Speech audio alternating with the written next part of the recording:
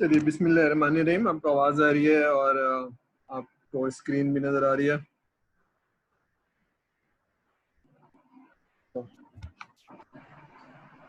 जी, अब ज़रा ये बताइए कि any question on the assignment? किसी को कोई सवाल, कोई चीज़ मुश्किल हो रही है असाइनमेंट समझने में, या कोई चैलेंज आ रहा है? एनीबॉडी? क्योंकि अगर हमने कहा था ना कि हम एक वीक वो करेंगे, उसके बाद फिर हम पढ़ाई हमने होल्ड कर ली थी थोड़ी सी। तो एनीबॉडी हैज़ अ चैलेंज? कोई चीज़ मुश्किल हो रही है, समझ में नहीं आ रही? कुछ लोगों ने तो मुझे SMS किए थे रमज़ान में, सर ये बता दें, सर ये बता दें, तो उनको मैं जवाब भी दे रहा था। लेकिन अभी किसी को इंडिविजुअली सवाल है, कोई चैलेंज है, मुश्किल है, तो पूछ ले, वरना फिर हम कंटिन्यू करेंगे अपने लेक्चर्स को जो हमने रोक लिया था। या पिछले लेक्चर्स में कोई चीज़ है पढ़ने समझने वाली? एनीबॉडी? अच्छा, एक बात और है, वो ये कि जब आप असाइनमेंट कर रहे हैं तो प्लीज़ पिछले लेक्चर्स को पढ़ते जाइए, ताकि वो ये जो असाइनमेंट्स हैं ये एक्चुअली उसका आउटकम ही है ना कि भाई रिक्वायरमेंट लिखनी कैसे है, सारा कुछ करना कैसे है। तो उसमें बिजनेस रिक्वायरमेंट थोड़ी सी चैलेंज थी, तो हमने कर लिया था, और बहुत ही एक इनिशियल लेवल पे सर ने चीज़ें समझाई थी, लेकिन उसके बाद आपको खुद ही समझनी है, पढ़नी है। और अगर उसमें कोई चैलेंज आ रहा है तो मुझसे पूछ लीजिए, एज क्लाइंट समझ लीजिए, एज ए कस्टमर समझ लीजिए कि भाई मैं आपका कस्टमर हूँ, आप मुझसे पूछ रहे हैं। तो with my limited knowledge of the जो भी हमने ह्यूमन रिसोर्स मैनेजमेंट सिस्टम बना रहे हैं, तो उसमें आप मुझसे पूछ लीजिए, ठीक है? तो अगर कोई सवाल नहीं है तो हम आगे चलते हैं। Anybody has a question? किसी को सवाल, कोई चीज़ पूछनी है? नहीं है? चलिए, तो हम ये थोड़ा सा बिजनेस एनालिस्ट का रिवाइज रोल पढ़ते हैं। रिवाइज क्या मतलब है? रिक्वायरमेंट इंजीनियरिंग और बिजनेस एनालिस्ट का एक रोल है जो इसी किताब से है। जो किताब हम कंटिन्यू कर रहे हैं उसका चैप्टर मुझे याद नहीं है, चैप्टर, ठीक है? तो हम वो पढ़ते हैं।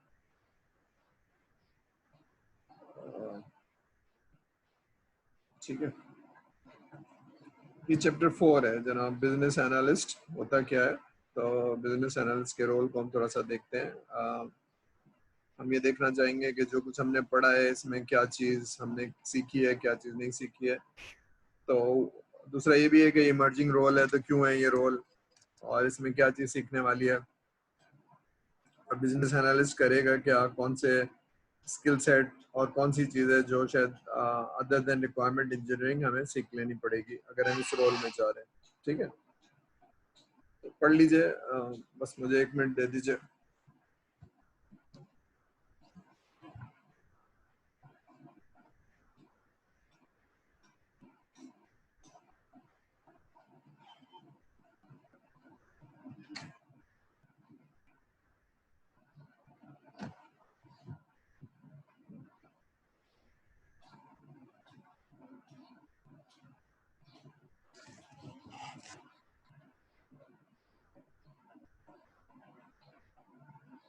ठीक है, अब ये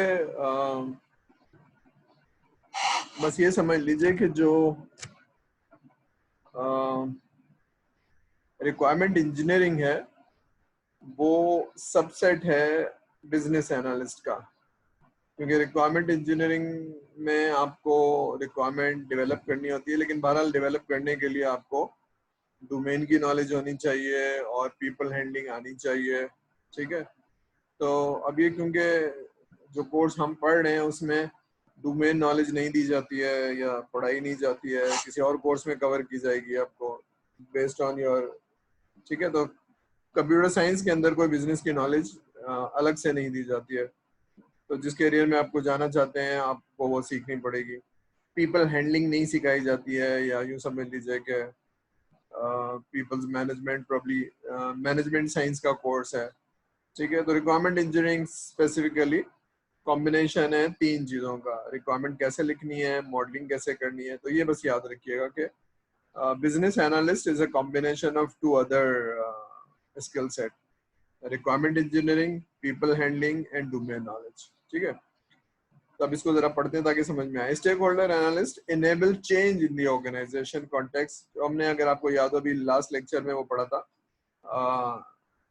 कोर कॉम्पिटेंसी मॉडल, अगर याद है तो ठीक है, नहीं तो मैं फिर अगर थोड़ा सा रिवाइज करके आपको दिखा देता हूँ। ये मैं रोक लेता हूँ, मैं आपको रिवाइज करवा देता हूँ उसके बाद, ताकि वो आपको याद आ जाए क्या हमने पढ़ा था।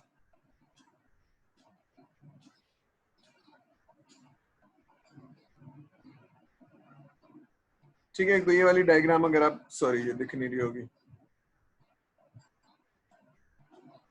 ठीक है, तो ये डायग्राम आपको याद आ जाएगी कि जनाब रिक्वायरमेंट इंजीनियरिंग एक पार्ट है, पीपल्स मैनेजमेंट एक पार्ट है, डोमेन की नॉलेज एक पार्ट है।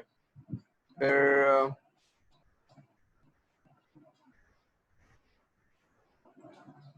ये वाली डायग्राम अगर आपको याद हो कि जनाब ये कोर कॉम्पिटेंसी मॉडल होता है, जो हमने पढ़ लिया हुआ है, change, need, stakeholder, value. तो ये 6 चीजें हैं जो शायद हमने रमजान में पढ़ी थी। इसके बाद क्योंकि गैप ज्यादा हो गया था हमने इसको, तो ये core competency, core core concept BA का, BACCM। ठीक है, अब इस पे आ जाते हैं।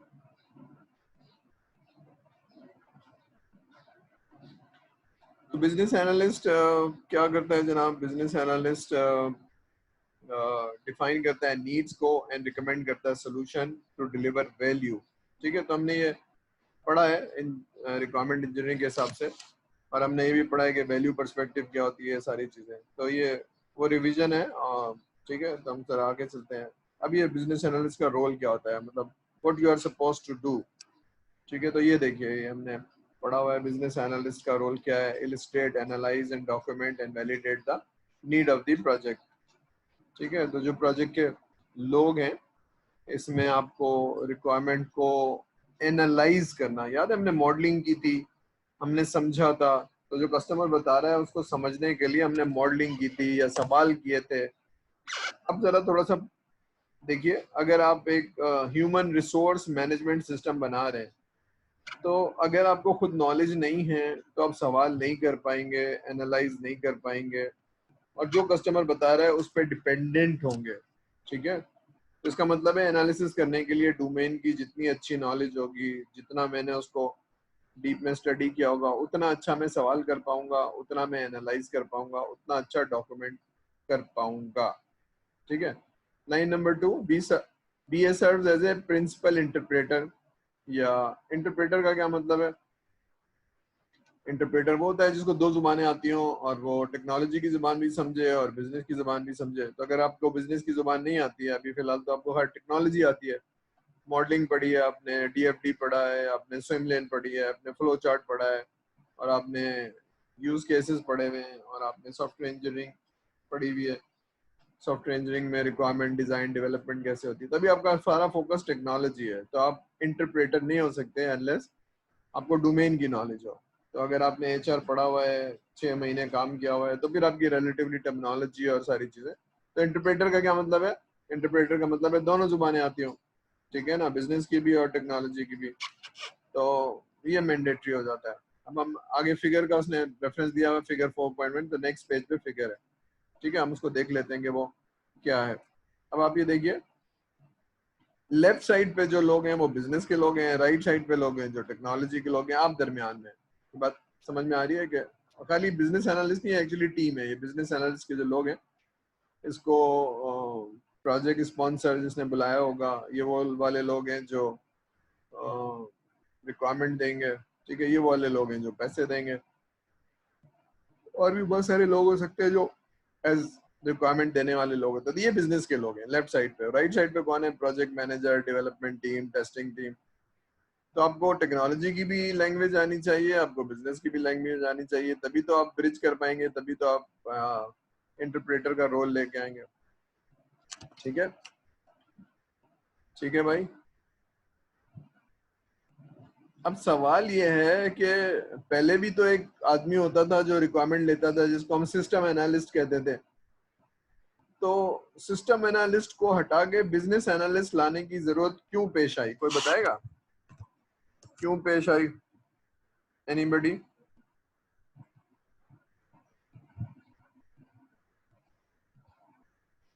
जी कोई यस सर। जी बताइए। और सिस्टम एनालिस्ट सिस्टम के तौर पे पूरी डीलिंग देख रहा होता था, लेकिन बिजनेस एनालिस्ट वो बजटिंग, कॉस्टिंग और सिस्टम को मद्देनजर रखते हुए पूरी एक प्रॉपर डीलिंग कर रहा होता जी आपकी आधी बात समझ में आई है, आधी नहीं आई है, आवाज थोड़ी सी कट रही थी। ठीक है, तो अगर दोबारा है। से। सर जो जी बिजनेस एनालिस्ट है वो टाइम कॉस्ट पूरी एक एक चीज को कैलकुलेट करके वो चलता है, तो वो मतलब एक बिजनेस एनालिस्ट उससे बेहतर है। सिस्टम एनालिस्ट जो है टाइम और कॉस्ट को लेते हुए चलता है, बिजनेस एनालिस्ट लेके चलता है, बिजनेस एनालिस्ट बिजनेस लेके चलता है। बिजनेस प्रोजेक्ट मैनेजर एनालिस्ट क्या करता है भाई? हाँ बात सही है आपकी, तो प्रोजेक्ट मैनेजर क्या करता है? कॉस्ट और टाइम तो प्रोजेक्ट मैनेजर का काम है ना। सर वो इन दोनों के ऊपर सुपरविजन करता है। इनके ऊपर, किन दोनों के ऊपर? बिजनेस और सिस्टम एनालिस्ट के ऊपर। Yes sir. ठीक है, चलिए और कोई जवाब देगा क्लास में? और भी अगर बच्चे जाग रहे हैं तो anybody would like to answer? चलिए, लोगों का मूड नहीं है जवाब देने का। चलिए देखिए, बिजनेस एनालिस्ट का रोल किसी वजह से इमर्ज हो रहा है इन ए रीसेंट पास्ट। ठीक है, तो पहले सिस्टम एनालिस्ट होते थे जो टेक्नोलॉजी की जुबान बोलते थे, और टेक्नोलॉजी का मतलब है उनको प्रोग्रामिंग लैंग्वेज आती थी, उनको एनालिसिस आती थी, और डोमेन की नॉलेज उनकी वीक होती थी। ठीक है, और वो कहते थे आप बताइए क्या बनाना है, और बना देते थे। तो काफी सालों तक तो यही काम चलता रहा, लेकिन उसमें कोई चीज चैलेंज था। जैसे जैसे वक्त गुजर रहा है, 20 साल पहले और आज के ऑटोमेशन में फर्क क्या है कि पहले जो प्रोसेस होता था हम उसको ऑटोमेट कर देते थे। ठीक है, तो उसमें से ह्यूमन एरर निकाल देते थे और स्पीड कर देते थे, और फिर उसको सही कर लेते थे। लेकिन आजकल ऐसा नहीं है। आजकल बिजनेस डिपेंडेंट है ऑटोमेशन पे, पहले ऐसा नहीं था। पहले, ठीक है, तो अब हर बिजनेस, पहले किताबें अमेजोन पे नहीं बिकती थी। ठीक है, तो अमेजोन आया, फिर 10 साल से है, तो बहुत सारे बिजनेसेस ऑटोमेशन पे हैं। ठीक है, पहले ऐसा नहीं था कि आप वेबसाइट पे जाएं और खाना ऑर्डर कर दें आज से 10 साल पहले और खाना आपके घर आ जाए। पहले ऐसा नहीं था, या आप कोई चीज ऑर्डर कर दें। तो lots of business are dependent on automation. अब ये मैं खाली सप्लाई चेन या खाने पीने की चीजें या चीजों की ऑर्डर की बात नहीं कर रहा हूँ, बैंक्स में भी या फार्मास्यूटिकल में भी पहले इतनी जबरदस्त ऑटोमेशन नहीं थी। तो lots of businesses are dependent on the automation, पहली चीज। फिर ऑटोमेशन का नेक्स्ट स्टेप ये है कि आपके पास ऑटोमेशन हो गई, डेटा हो गया, अब उसको एनालाइज करके डिसीजन मेकिंग। ठीक है, डिसीजन मेकिंग क्या है बिजनेस में? बिजनेस में ये है कि जनाब ये करने से ये फायदा होगा या नहीं होगा। तो लोग जो बिजनेस के एक्सपर्ट हैं वो डिसीजन लेते हैं, और फिर उनकी या तो फायदा होता है, सक्सेस होती है। तो अब डेटा साइंस या बिग डेटा या ये क्या है एक्चुअली? ये है कि बहुत सारी चीजें आप डेटा से सीख सकते हैं। ठीक है, फॉर एग्जाम्पल बारिश तो पहले भी होती थी, बारिश आज भी होती है, लेकिन आज सुपर कंप्यूटर के साथ आप प्रिडिक्ट कर सकते हैं कि कब बारिश होगी, कब मौसम खराब होगा, कब यहाँ हवाएं चलेंगी। तो एक दिन पहले आप वहां से लोगों को मूव करा सकते हैं। ठीक है ना, तो ये प्रिडिक्शन कैसे होती है? प्रिडिक्शन ऐसे होती है। तो बिजनेस एनालिस्ट का रोल इसलिए आ गया है कि दो वजह से है। एक वजह तो ये है कि भाई सिस्टम एनालिस्ट जो चलता है वो कहता है कि बताइए क्या बनाना है। इसको हम कहते हैं रिक्वायरमेंट पर्सपेक्टिव। तो रिक्वायरमेंट पर्सपेक्टिव में अगर आपका कस्टमर अक्लमंद है, एक्सपीरियंस है सॉफ्टवेयर डेवलपमेंट का, तो प्रोजेक्ट फेल नहीं होगा। लेकिन अगर वो एक्सपीरियंस नहीं है, ऑटोमेशन उसको नहीं आती है, तो पॉसिबिलिटी है कि फेल होने की। यूं समझिए कि एक बैंकिंग का एक्सपर्ट है और कह रहा है मुझे बैंकिंग का सॉफ्टवेयर चाहिए, तो जो डेवलपमेंट टीम है उसने कभी नहीं बनाया है, तो बहुत चैलेंज आएगा। ठीक है, अभी मैंने रिसेंट हिस्ट्री में अभी मतलब 2-3 साल पहले एक बैंक है, I can not name it, जिसने टीम बनाई बहुत बड़ी, 50 लोगों की। अब तो खैर वो 300 लोगों पे है। तो सॉफ्टवेयर बनाना शुरू किया 1 साल तक। They had serious serious challenges. क्योंकि उनके पास टेक्नोलॉजी की टीम थी और बैंकिंग की टीम थी, दरमियान में बिजनेस के लोग नहीं अवेलेबल थे। तो साल 1.5 साल उनको बहुत चैलेंज आया, फिर बहुत फ्रस्ट्रेशन हुई, लोग छोड़ छोड़ के गए। तो फिर पता चला कि भाई ये चीज तो मिसिंग है कि जो बिजनेस के लोग हैं इनको बैठना पड़ेगा और महीनों बैठना पड़ेगा, ठीक है, और इनको बताना पड़ेगा कि हम चाहते क्या है, ठीक है। तो ये वाला एक रोल है। तो वैल्यू पर्सपेक्टिव के लिए आपको समझना पड़ेगा। तो दूसरा ये कि हिस्टोरिकली बहुत सारे प्रोजेक्ट फेल हुए, ठीक है, उनमें कोई कंपोनेंट मिस हो गया। तो ये एक इमर्जिंग रोल है, बहुत सारे लोग, ठीक है। तो अच्छा, मैं इसलिए कह रहा हूँ कि ये एक इम्पोर्टेंट रोल है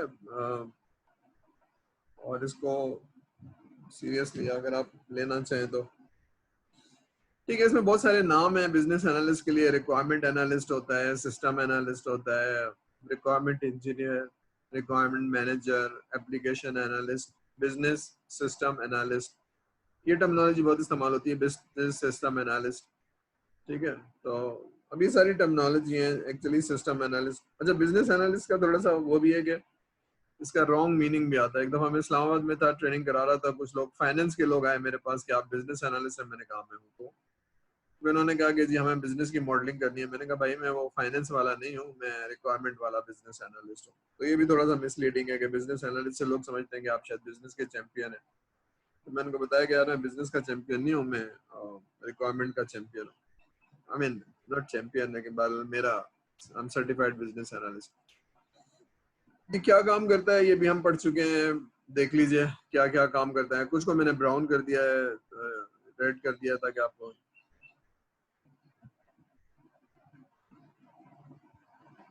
ठीक है। तो रिक्वायरमेंट शुरू होने से पहले, requirement illustration, analysis and document करने से पहले उसको ट्रेस बैक होना चाहिए बिजनेस ऑब्जेक्टिव से। तो ये हम पढ़ चुके हैं पहले भी, सिर्फ रिवाइज कर रहे हैं। लेकिन नेक्स्ट पार्ट जो है ना, ये भी बहुत इंपॉर्टेंट है, प्लान द रिक्वायरमेंट अप्रोच। तो ये भी हमें मालूम होना चाहिए कि अप्रोच क्या चीज होती है। तो हमने जब सॉफ्टवेयर इंजीनियरिंग पढ़ी होगी तब हमने पढ़ा होगा there are two approaches, plan driven and change driven. Software engineering में पढ़ा होगा ना आपने, एक यानी ट्रेडिशनल मेथडोलॉजी होती है और एक एजाइल होती है। तब अब कौन सी अप्रोच लेंगे ये आपको मालूम होना चाहिए एज ए बिजनेस, यानी टेक्नोलॉजी पता होना चाहिए। फिर हमने एक पूरा स्टेक होल्डर मैनेजमेंट पढ़ा था कि आइडेंटिफाई करें सही स्टेक होल्डर को। तो ये वाली चीज है, थर्ड चीज, ठीक है। तो फिर हमने ये पढ़ा था कम्युनिकेट रिक्वायरमेंट। तो हमने ये भी पढ़ा था कि जनाब other than taking the requirement, peoples management and communication एक बहुत ही इंपॉर्टेंट पार्ट है इसका। कम्युनिकेशन इंटेंसिव है। कम्युनिकेशन इंटेंसिव का मतलब बहुत कम्युनिकेशन होगी, सुनना, लिखना, बोलना और डॉक्यूमेंट बनाना। 90% काम तो यही हो रहा होगा, खाली 10% आना जाना और बैठना होगा, ठीक है। लीड रिक्वायरमेंट वैलिडेशन, क्योंकि आप रिक्वायरमेंट ले रहे हैं तो फिर वैलिडेट भी कराएंगे। तो वैलिडेशन वाले पार्ट में आप रोल प्ले करेंगे, ठीक है। कोई बताएगा कि वेरिफिकेशन और वैलिडेशन में क्या फर्क है? एनीबॉडी जिसको याद हो, कोई जाग रहा है तो बताए मुझे, वैलिडेशन और वेरिफिकेशन में क्या फर्क है?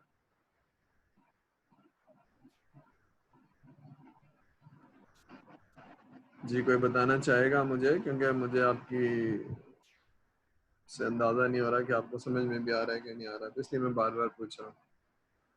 तो बताएगा कि वेरिफिकेशन और वैलिडेशन में क्या फर्क होता है? इसलिए लिखा हुआ है लीड रिक्वायरमेंट वैलिडेशन।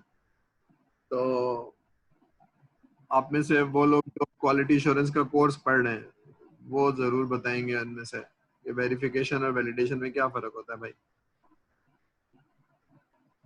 है कोई जो कोर्स पढ़ा हो सॉफ्टवेयर क्वालिटी एश्योरेंस का, मेरा भी स्टूडेंट हो? यस सर, पढ़ते हैं। जी क्या फर्क होता है वेरिफिकेशन और वैलिडेशन में, भाई बताएंगे? डरते क्यों इतना? सर वैलिडेशन सर, नहीं सर डरते नहीं। वैलिडेशन सर आई थिंक कि इस पे जैसे कस्टमर ने कुछ चीज़ बनाने के लिए बोली है तो उसकी स्पेसिफिकेशन जो नीड्स के मुताबिक उसकी स्पेसिफिकेशन पूरी हुई या नहीं हुई। ठीक है, ये वैलिडेशन हो गई। तो वेरिफिकेशन क्या चीज होती है फिर? सर वेरिफिकेशन कि जो हमने फॉर एग्जांपल को सॉफ्टवेयर एप्लीकेशन बनाने के लिए बोली है, वो सॉफ्टवेयर जो है वो सॉफ्टवेयर अपनी जो स्पेसिफिकेशंस बोली थी उसके मुताबिक बना भी है या नहीं बना। फर्क क्या हुआ? सब फर्क समझ में नहीं आया। बात आप शायद सही कह रहे हैं। सर फर्क ये हुआ वैलिडेशन में सर, स्पेसिफिकेशन के ऊपर जोर है कि स्पेसिफिकेशन कैप्चर हुई नहीं हुई, और वेरिफिकेशन में सॉफ्टवेयर के ऊपर जोर है कि वो चीज़ हमने स्पेसिफिकेशन तो पूरी कर दी, लेकिन क्या वो सॉफ्टवेयर के अंदर अप्लाई भी हो रही है, उसके अंदर सही से काम भी कर रही है। ठीक है, ये पढ़ रहे हैं क्वालिटी एश्योरेंस में या नहीं पढ़ रहे हैं सॉफ्टवेयर क्वालिटी एश्योरेंस में? पढ़ रहे हैं सर। चलिए चलिए, मैं दो जुमले बोल के आगे जाऊंगा। मैं इसलिए क्या रिपीट करता हूँ कि देखिए, आप लोगों के कॉन्सेप्ट बिल्कुल सही होने जरूरी है और आप लोगों को ये चीजें याद होनी है, क्योंकि एक चीज दूसरे से रिलेट करती है। एक कॉन्सेप्ट सही नहीं हुआ तो दूसरी चीज फिर रटनी पड़ जाती है, जहन का पार्ट नहीं होता। वेरिफिकेशन और वैलिडेशन अक्सर लोगों के कॉन्सेप्ट सही नहीं होते हैं। वैलिडेशन ये है जो एक्सटर्नल करेगा, कस्टमर करेगा, जो रिक्वायरमेंट बता रहा है वो करेगा, और किस पे फोकस होगा? मैंने क्या बताया और मुझे क्या दे रहे हो। ठीक है, ठीक है, मेरी नीड और सोल्यूशन ये दोनों को मीट होना चाहिए, ये है वैलिडेशन। ये ऐसे ही जैसे मैं किसी मेज पे गया हूँ, रेस्टोरेंट में गया हूँ, मैंने ऑर्डर किया है और मेरे पास वही चीज आ जाए, मेरी नीड, और मेरे पास वही प्रोडक्ट आ जाए जो मैंने ऑर्डर किया, 2 प्लेट बिरयानी, तो 2 प्लेट बिरयानी आ जाए, तो दैट इज कॉल्ड वैलिडेशन। लेकिन वेरिफिकेशन क्या है? वेरिफिकेशन है इंटरनल और स्टेप्स के ऊपर है।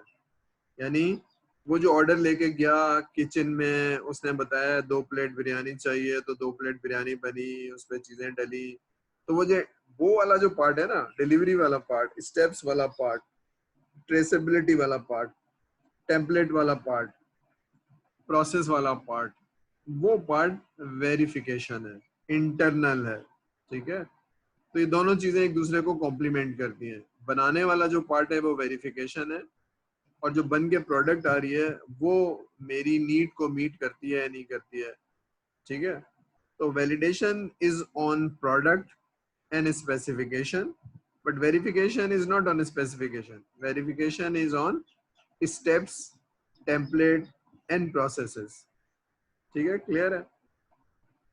तो हमें कस्टमर ने नीड बताई थी और हम एक सोल्यूशन दे रहे हैं, तो इसलिए वैलिडेशन हम कर रहे होते हैं। ठीक है, तो इंटरनल प्रोसेस जो है ना, वो एसक्यूए करेगा या टेस्ट इंजीनियर करेगा, जो हमारा काम नहीं है। फैसिलिटेशन, रिक्वायरमेंट प्रायोरिटाइजेशन, ये आप फैसिलिटेट करते हैं, इंटरप्रेटर का रोल करते हैं, रिक्वायरमेंट को मैनेज भी करते हैं। ठीक है, चलिए आगे चलते हैं। अब ये टास्क हमने पढ़ लिए हैं, डिटेल में पढ़ लिए हैं कि बिजनेस रिक्वायरमेंट डिफाइन करता है, उसका स्कोप, उसका विजन। ठीक है, हमने बकायदा पूरी डिटेल डॉक्यूमेंट पढ़ लिया। नंबर 2 ज्यादा इंपॉर्टेंट है, जो हमने नहीं पढ़ा है। प्रोजेक्ट मैनेजमेंट पढ़ा होगा, लेकिन बहरहाल अब ये है कि जो बिजनेस एनालिस्ट की एक्टिविटीज हैं वो आपने भी प्लान करनी है, और इनकी अप्रोच, तो अप्रोच 2 तरह की होती है।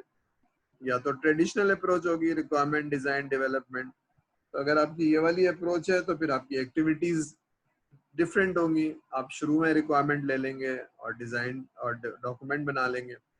लेकिन आपकी एजाइल है अप्रोच, तो फिर आपका डॉक्यूमेंट भी कुछ और होगा, आपका प्रोडक्ट बैकलॉग बनेगा, और बहुत ज्यादा डिटेल मीटिंग्स नहीं होंगी, बस रिक्वायरमेंट आ रही होंगी, यूजर स्टोरीज जैसे बनाते हैं ना, अपने अगर एजाइल पढ़ी है तो यूजर स्टोरीज बनेगी, और वो जो प्रोडक्ट बैकलॉग है वो एक लाइव डॉक्यूमेंट होगा, उसमें से हाई प्रायोरिटी रिक्वायरमेंट लेके स्प्रिंट में चले जाएंगे और डेवलप करेंगे। तो ये अप्रोच कौन सी है? हर 15 दिन बाद मीटिंग करनी है, रिक्वायरमेंट लेनी है, तो that is an agile approach या स्क्रम अप्रोच। लेकिन नहीं, शुरू के 3 महीने, 2 महीने, 1 महीना रिक्वायरमेंट ले लेनी है, उसके बाद डेवलपमेंट करनी है, तो दैट्स अ ट्रेडिशनल अप्रोच। तो ये आपको मालूम होना चाहिए कि कौन सी अप्रोच आप ले रहे हैं। ठीक है, ये भी हम पढ़ चुके हैं, पूरा एक नॉलेज एरिया, स्टेक होल्डर को आइडेंटिफाई करना, उनकी पर्सनैलिटी को समझना, और हमने ये समझ लिया था कि जनाब कस्टमर का एग्रीमेंट, कस्टमर की कोलैबोरेशन, क्योंकि अगर आप टीम में काम कर रहे हैं तो सबको अपना रोल समझना, सबको अपना पार्ट प्ले करना बहुत जरूरी है। ठीक है, तो ये हमने डिटेल में पढ़ लिया था, हम दोबारा से नहीं जा रहे हैं। बहरहाल ये आपकी रोल एंड रिस्पॉन्सिबिलिटी है। बाकी ये रिक्वायरमेंट इंजीनियरिंग में हमने इलिस्ट्रेट करना, तो एक्चुअली आर्टिकुलेट का मतलब है क्लैरिफिकेशन। कस्टमर ने कुछ कहा है, लेकिन हम जानने की कोशिश करते हैं कस्टमर क्या रहा है, उसके दिमाग में है क्या, तो हम मॉडलिंग करते हैं, कागज पे लिख लेते हैं। यही कह रहे हैं ना आप? क्योंकि अगर आप ये कह रहे हैं तो मैं डेवलपमेंट टीम को अच्छा मुझे 2 मिनट दीजिएगा, अजान हो रही है, मैं बस इसको